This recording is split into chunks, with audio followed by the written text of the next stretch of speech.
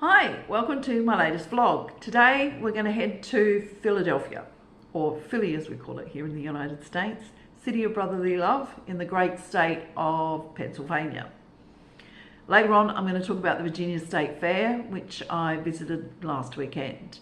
But first to Philly.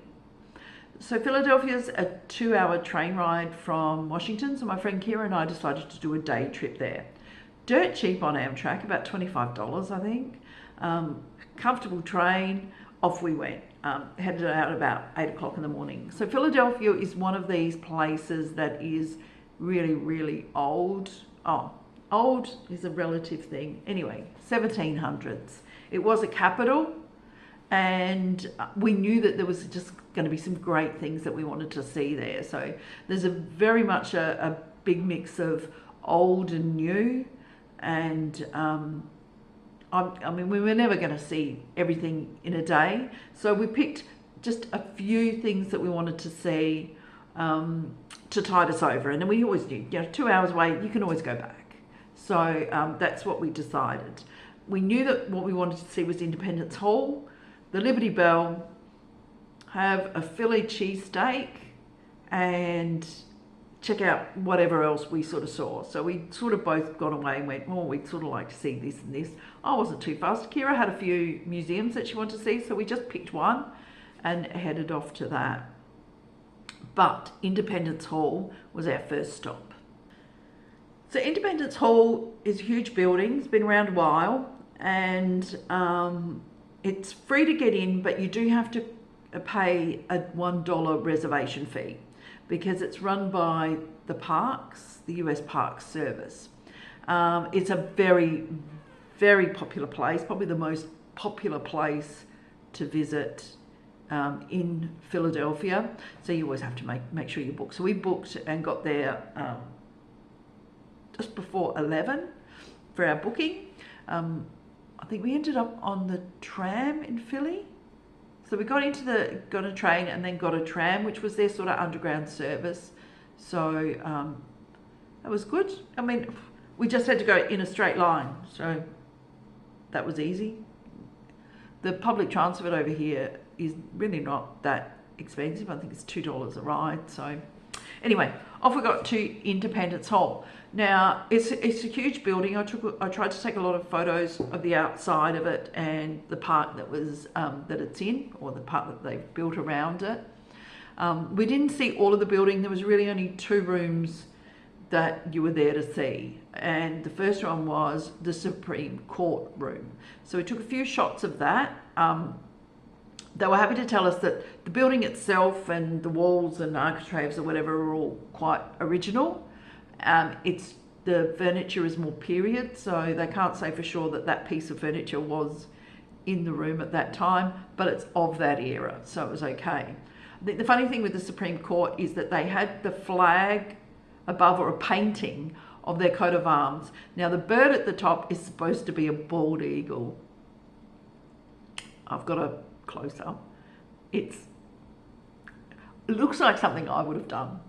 I went, yeah, that'll do. It's an eagle-ish. But anyway, so we thought that was a little bit funny.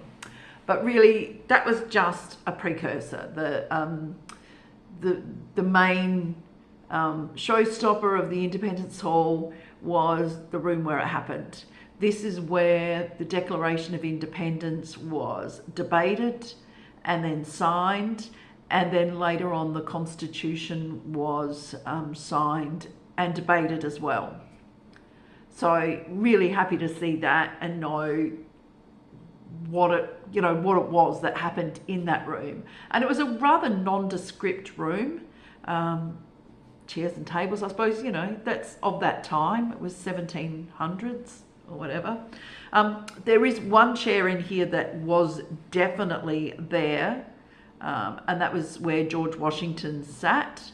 And so we got a picture of that. So it was really good. So this is the room where Alexander Hamilton sat up for 6 hours debating in the Constitutional Convention. I think some other senator, somebody like that, talked for about 4 hours. Benjamin Franklin was there, and apparently he kept watching George Washington's chair because it had a sun on it. But he couldn't work out whether it was a setting sun or a rising sun.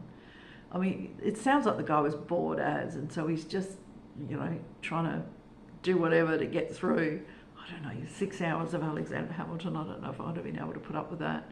Because it is a small kind of room and you'd be just like, oh, can we have a break already? But apparently at the end, when they came up with their constitution and they were all very happy with it, Benjamin Franklin then said to them, look, I've been watching this sun, trying to work out what it actually is, and I've decided it's a rising sun. And I'm just thinking, oh, that's just nice. On you, Ben, seeing the positives of things. So that was Independence Hall. It was really, really good. I got some photos of the inside. I think upstairs there were other rooms. I think they had held some British prisoners there during the War of Independence. But they didn't really talk too much about the rest of the building. We were really there for that room. So that was really, really good. The next step of our must-sees in Philadelphia was the Liberty Bell. Luckily, that wasn't that far away. So I know a little bit of the history of the Liberty Bell. They cast this bell and got a big crack in it, so they really couldn't actually use it for anything. And then I think they tried to fix it, but it didn't really work. So they just left it as is. This Liberty Bell's been round, I think it did a tour of the country.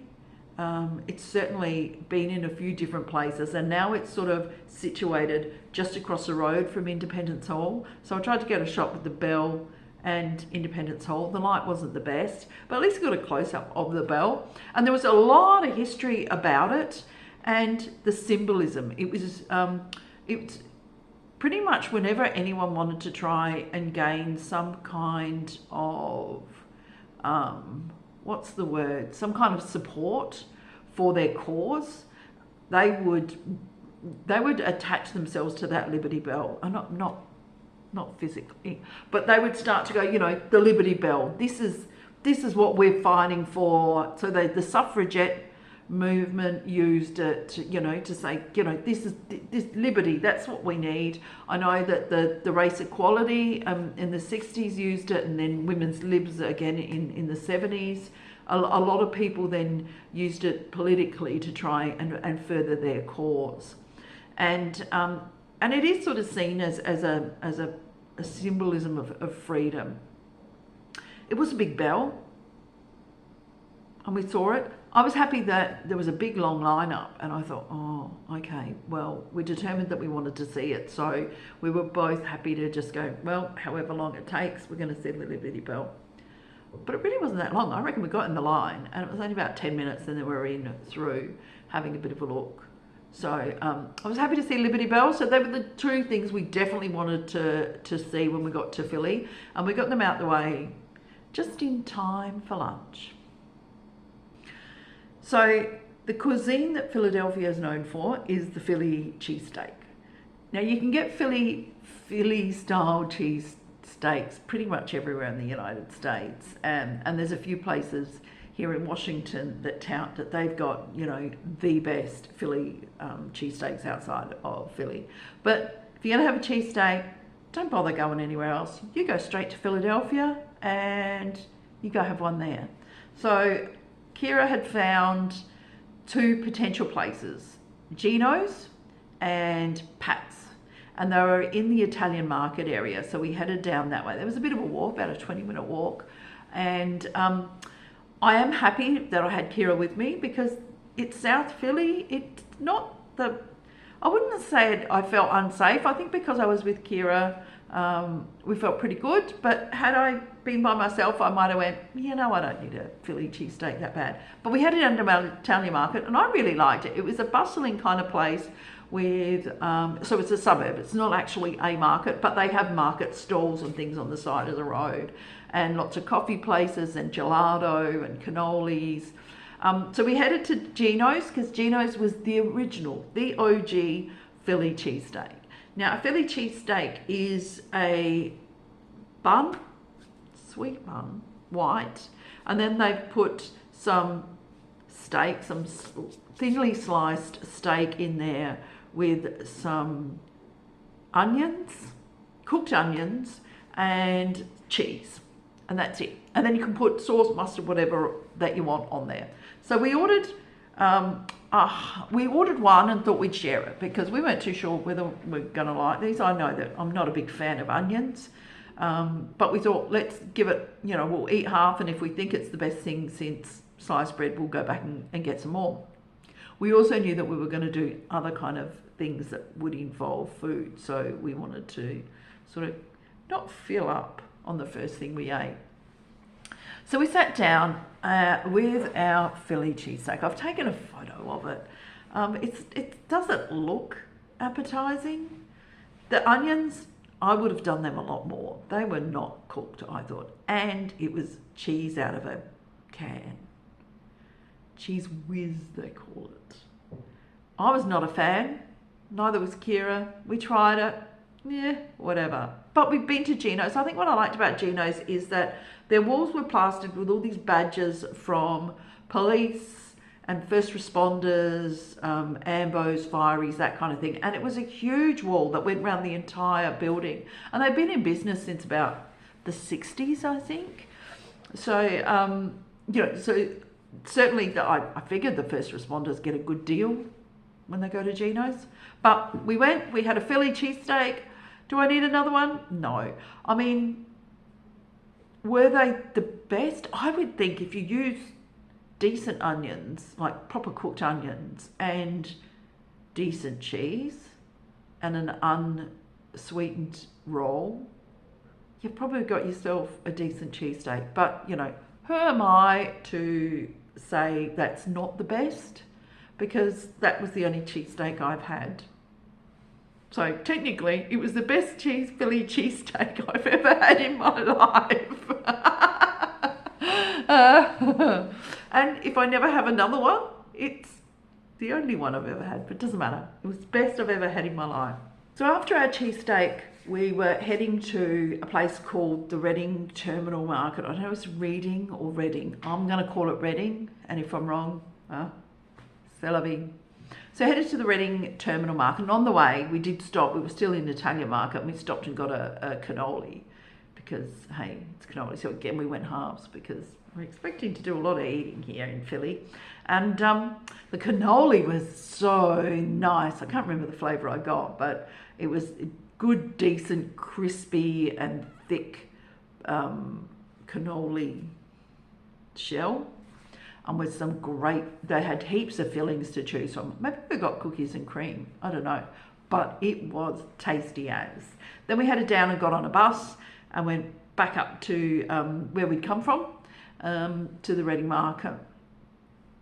The Reading Market, I would say that for those that are from Adelaide, it's like the Central Market, but probably double the size, with triple the amount of businesses and maybe even quadruple. They had just rammed them in. And what I'm starting to see about markets over in the US is they don't have a lot of anything other than food. So it's not that, I mean, there's a couple of stalls that are maybe selling some tat and things like that, but for the most part, it is a food market. And so there was either you get the raw ingredients or you get the cooked stuff that's already prepared, pizzas and things. I did see rotisserie chicken, and it made me realise that I haven't had barbecue chicken since I got here, and I was a little bit nostalgic for a quarter of a chicken and chips. Anyway, so there was lots and lots of food. I think if I lived in Philly, what a great place to do my shopping. I mean, there was heaps of people, and I was getting sick of the people at the end.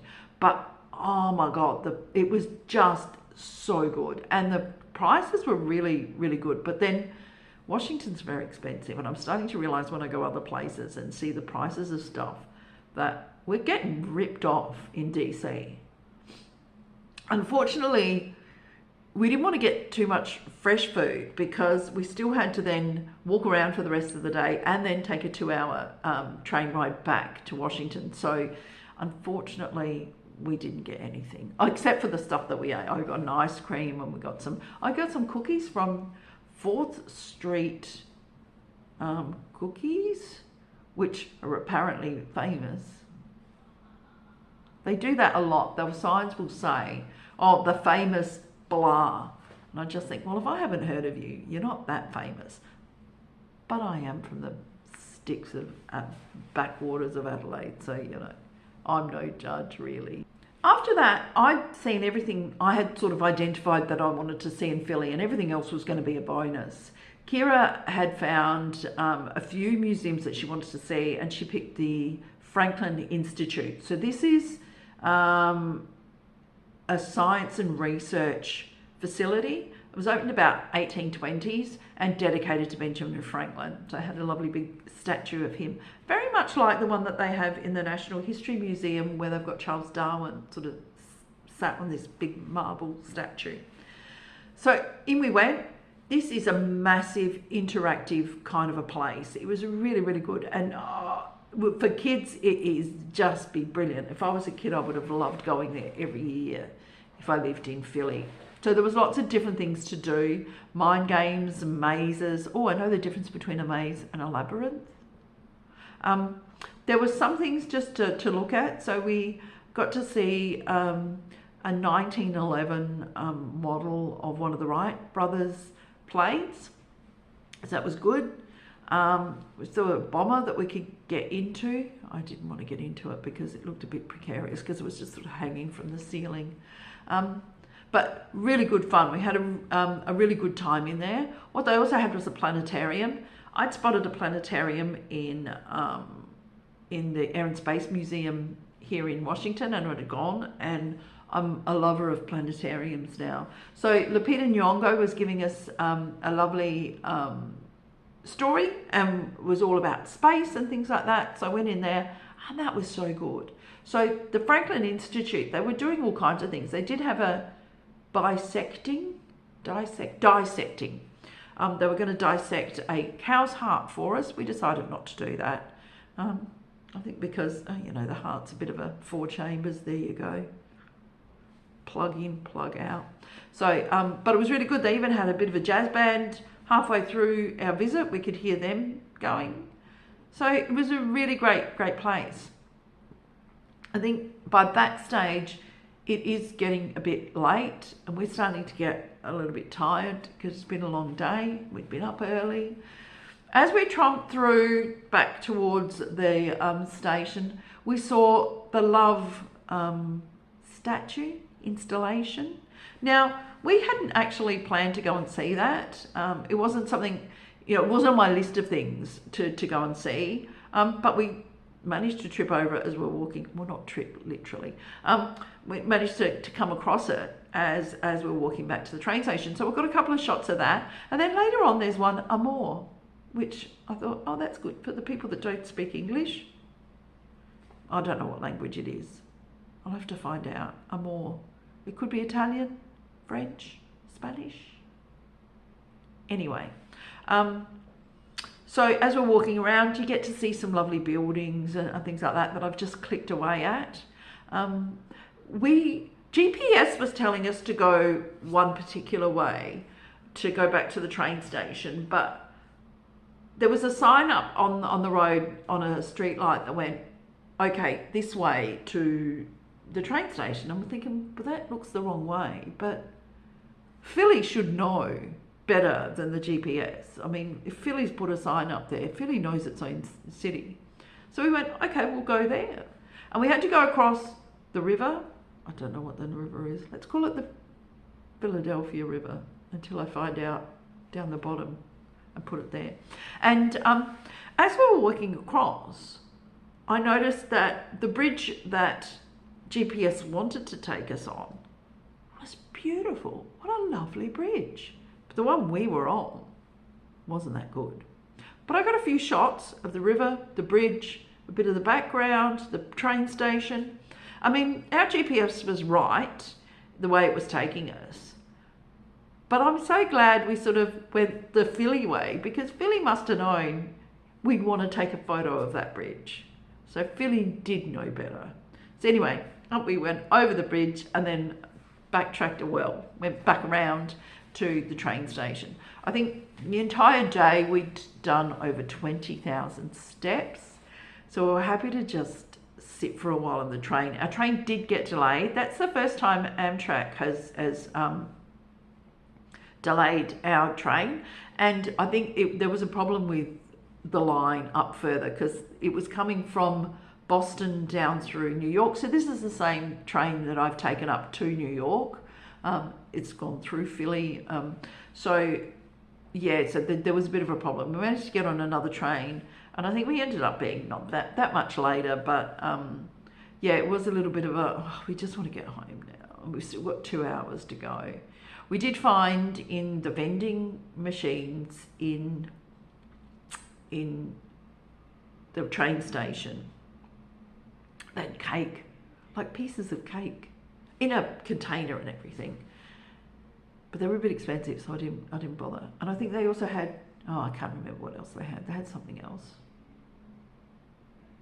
but cake in a vending machine. So that was Philly. Really liked it. I think there's probably I would go back there and just have a bit of a wander around and maybe go to another couple of museums and things like that. And I know that because it's so easy to get to and it's so inexpensive, what a great way to spend a bit of time. So last weekend headed to the Virginia State Fair. Now we'd read about this. I think when I found out about the Renaissance Fair, there was a whole pile of fairs and festivals in this magazine that I'd bought, and so I'm just taking my shoes off, just getting comfy here, and so we thought we'd head to a state fair. Now, before COVID, my family and I had planned a bit of a US trip before I'd even thought about coming here and living here.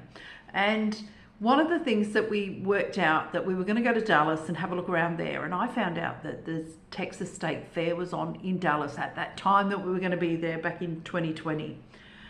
And so we all thought, wow, let's just go to a state fair. COVID happened and we never went. So I've just been sort of hanging out, and I don't know why, because in Adelaide and in most of the capital cities in Australia, we have something called the Royal Show, and it's the Royal Agricultural Show. And it's a chance for all the country folk to bring their cattle, sheep, animals and whatever for judging, for selling. And the Country Women's Association will do baking and things like that. And there's all competitions for best cake and crocheting and knitting and woodwork and all kinds of things like that. And then they combine it with sideshows and rides and amusements, and it's a week-long thing. So I figured the state fairs in here in the US would be the same, but maybe just with, escalated somewhat, because we're in the US and US tend to do things bigger. So we headed down. There was my friend Kira, who came with me to Philly, and our friend Rory. We drove down, hired a car, and it was about 2 hours away. So it wasn't in a capital city. It was in, I don't know where it was, Doswell? It's a place called Doswell. But I think it's set up for that kind of thing. So what I liked first up when we got down there was that it was free parking, because there's no free parking at the Royal Show in Adelaide. In fact, people then start to charge big bucks if you want to park in their houses. So free parking, and off we headed to first part. Now it's a bit of a weird setup. So there was some, like the rodeo or the arena was in one area with some cows and a few bits and pieces of tractors and stuff like that. And then you had to go through a tunnel underneath the main highway, and that's where most of it was. So we started with the more, what we thought was a more agricultural area. We could hear shooting. And what it was they had the people on horseback shooting balloons. So I've got a bit of footage of that.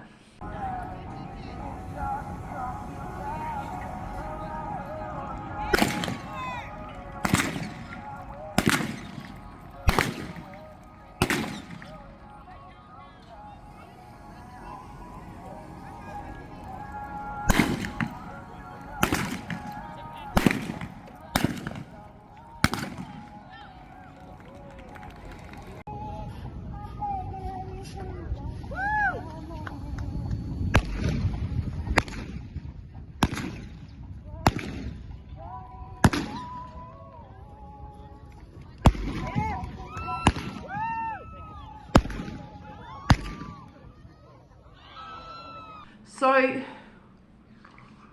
we figured they were BB guns because one of them came running down, and I'm taking video of it.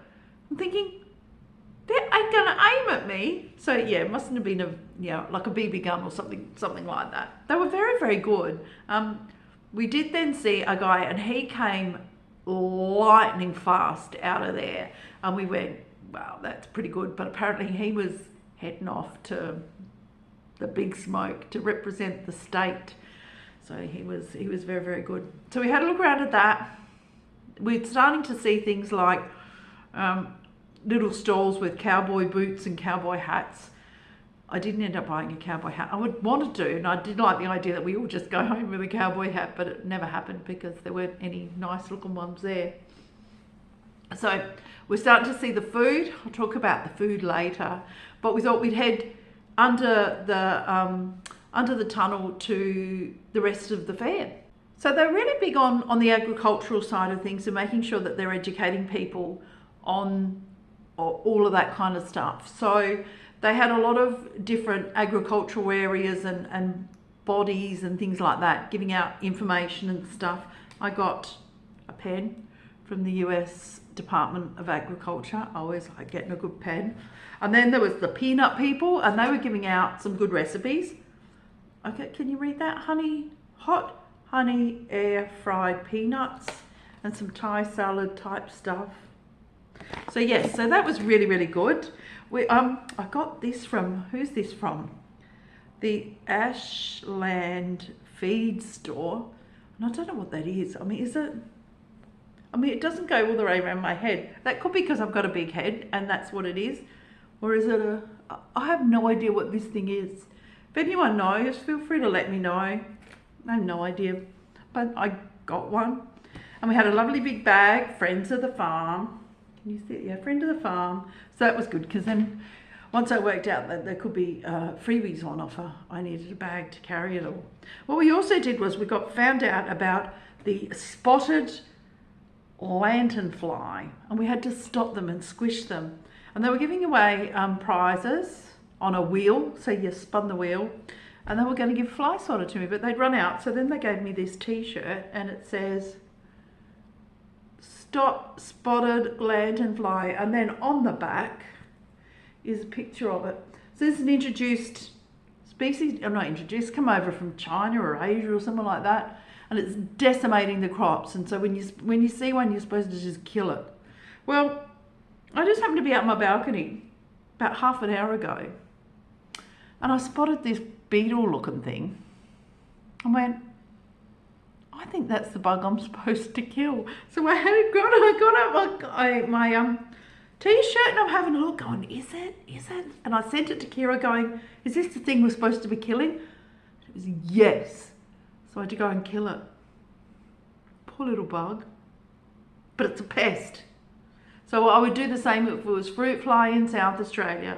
So I've already done my bit as a citizen of the planet to rid the Washington DC area of the horrific spotted lanternfly. I'm feeling good about that. So yeah, so we obviously learnt stuff, and I've applied that learning. So they had all kinds of agricultural products, not to sell, just to show, and old style stuff, and that was very interesting. I was surprised because I've got all this just stuff laid out on a table, and you just think, oh, it must be for sale, but no, it was just for show. And so we then headed around to the pig racing. Now, the pig racing, we do have it in Adelaide at the Adelaide Royal Show, but I've worked out that it's not everywhere in the Royal Shows. I think I've maybe seen it once at the Royal Show. I mean, it's been years since I've been to a Royal Show anyway. But anyway, we sort of sat up ready for the pig racing. Now, it was hilarious. I've got lots of footage and I'll show you some races. So the first race was the really quick pigs.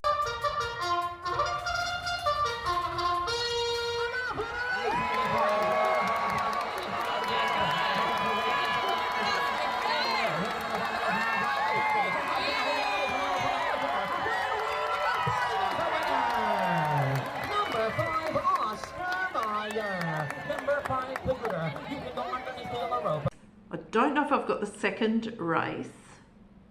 And then the third race, and the guy talked it up. He was very good at putting on a show. And he reckons these were going to be lightning fast pot-belly pigs. And I'm thinking there's no way they're going to be that quick. I know pot-belly pigs. It was all a big laugh because they weren't that far. They weren't that fast at all. Brilliant piles of pig. There's pig piles everywhere. You guys are filming it. That's disgusting. Game on number 1, then dinner and a prize in the fourth and final quarter. Ladies and gentlemen, Lindsay flies in the fourth turn. This is the final stretch. Lindsay coming out of one down the finish line now. This is going to be an easy win for Lindsay here today. Lindsay Lorena coming down the finish line. Therapy really is working good. Here she is, number 4. Number 4 still stalling on the finish line. Number 4 Lindsay Lorena continues towards the line. Number 4 pick right now. Game on number 1 and now coming in place coming on the final quarter. Look out, because you can hear the thunder clap on the fourth turn. Here comes on the fight of the final stretch now coming up on number 4 Lindsay Lorena. Trying to get on the finish line. Underhook the top down the tail. A catastrophic engine failure down here. And all she did was get her entire body across the line to win. She must go all the way. She's going all the way.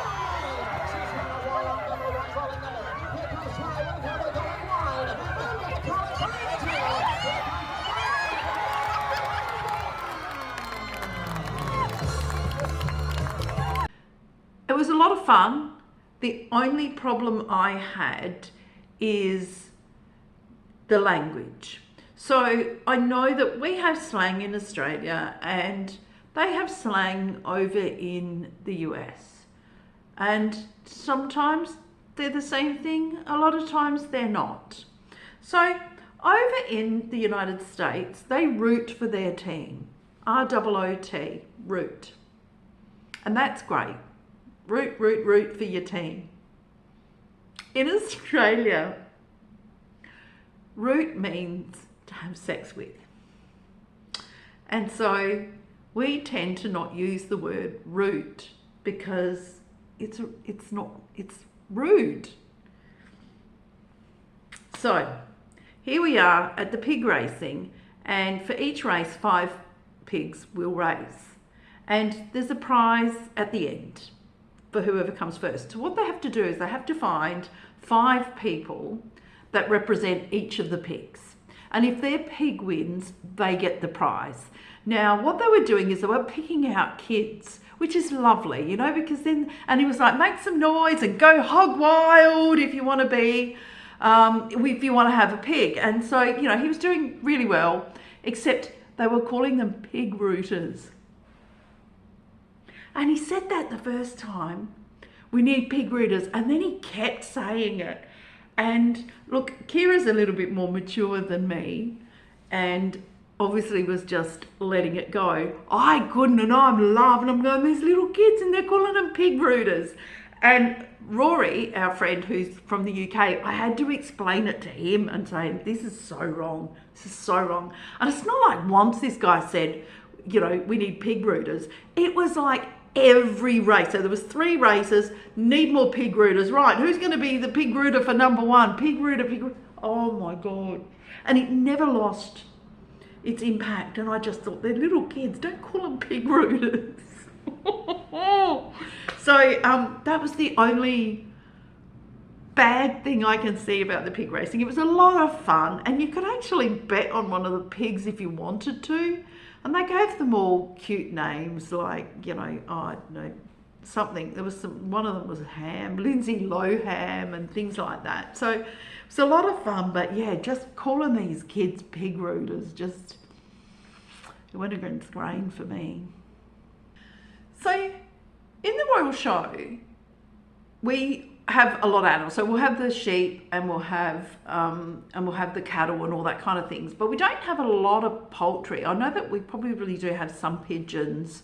We do have cats and dogs. So we'll use the Royal Show to have dog shows and cat shows. They didn't have any dogs and cats at the Virginia State Fair, but they did have a lot of birds, a lot more poultry than our Royal Show would have. So there was ducks, geese, hens, pigeons, turkey. Oh, some nice looking turkeys. It is coming up for Thanksgiving, and I did think, right, gonna have to get a turkey. Maybe we'll pick one of these prize winners out.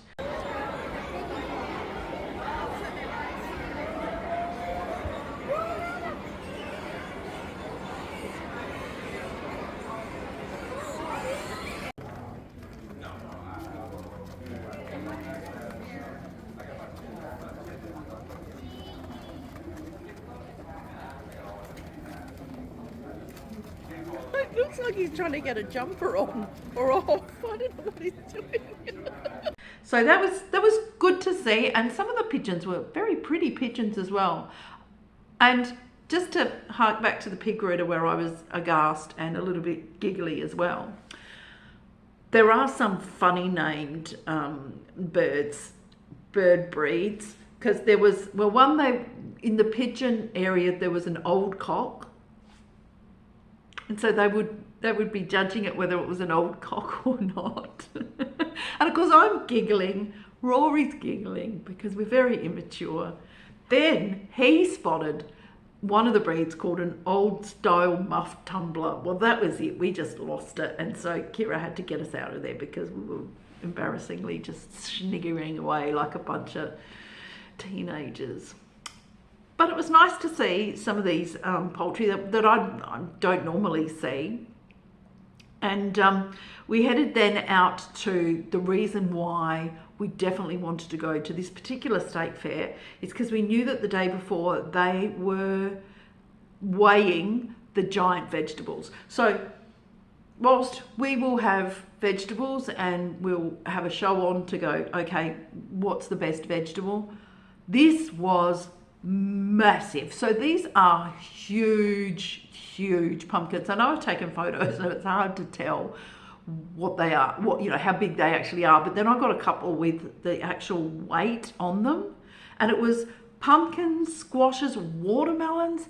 They were huge. I couldn't get over it. And I was just thinking, do they actually taste okay? And is this just an absolute waste of food if they do taste okay? Because do they just sit here on show and then just rot? I don't know. But it is, I mean, it's pumpkin season and there's a lot of pumpkins going to waste. But yeah, that was fantastic. We saw corn. So here's the corn. Now, they had to pick a winner out of those different trays of corn. A lot of them just looked exactly the same to me. I can sort of see some aren't uniform, some aren't, they aren't the same size and stuff, but my God, how do you pick a winner out of that?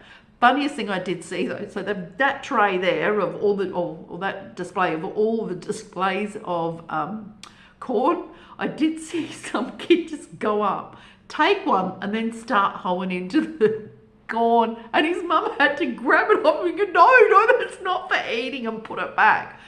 So that was funny. I liked seeing that. They did have a bit of a farmyard animal interaction so that you could feed some of the animals. So they had sheep and goats and alpaca and little calves and things like that. So we did that. Then we headed down to Sideshow Alley, and that was pretty much the same as what you'd expect to see at the Royal Show.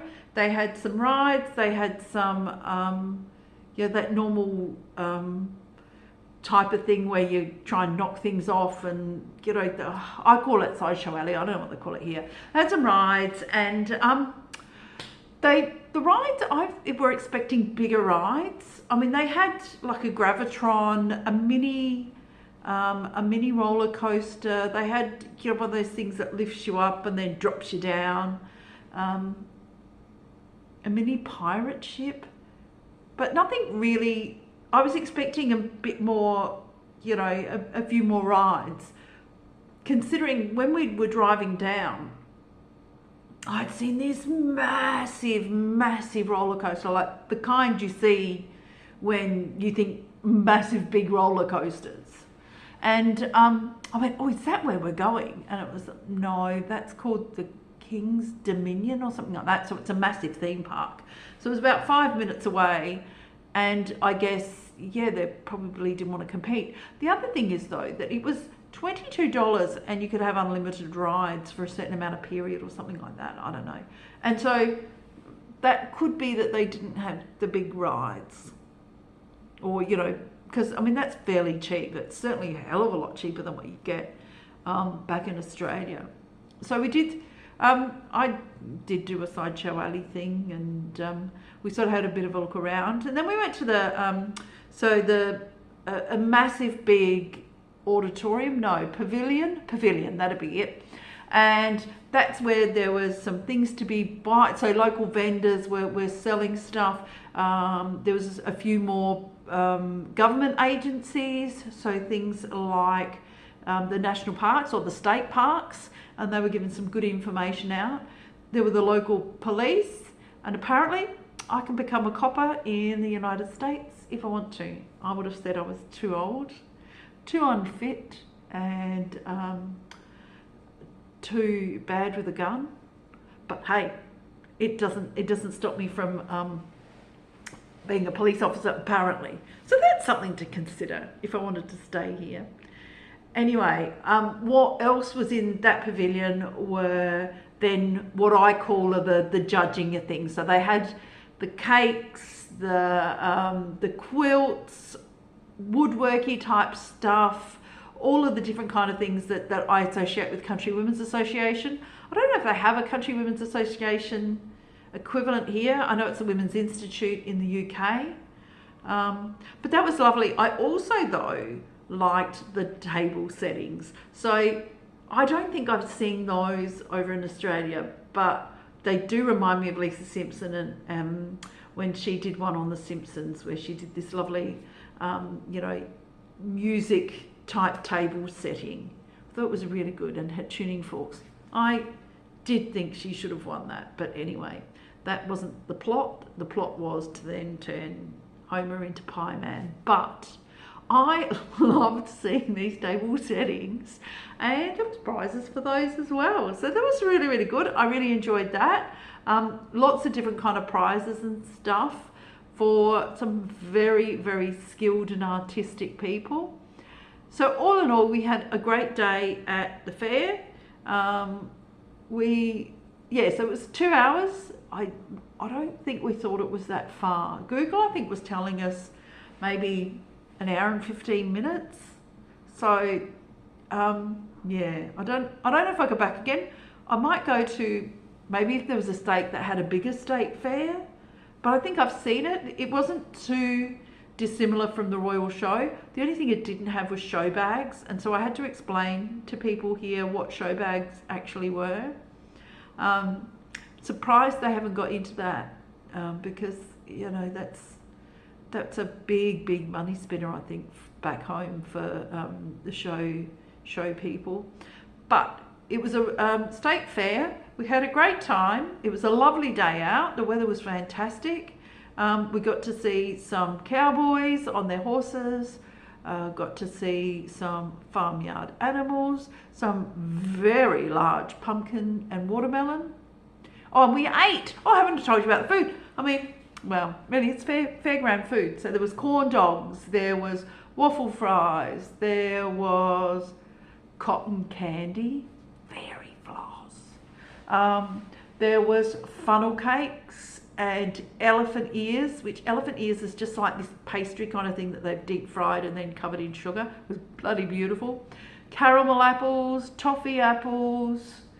There was, there was pork chops on a stick.